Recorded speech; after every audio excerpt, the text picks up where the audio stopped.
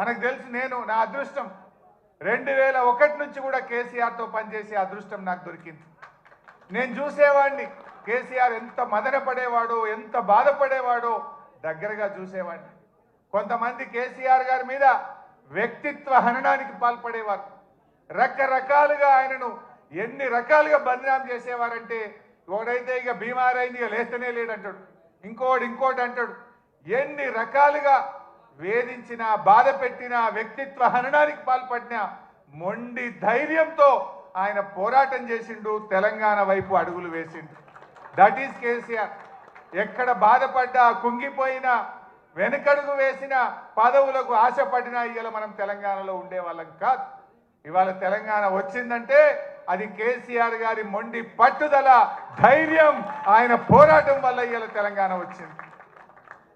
November 29, 2009 ఇది ఇవాళ December 17 మనకు ఫిబ్రవరి 17 మనకు ఎంత ముఖ్యమో నవంబర్ 29 కూడా చరిత్ర పుటల్లో అంతే ముఖ్యమైన దినం.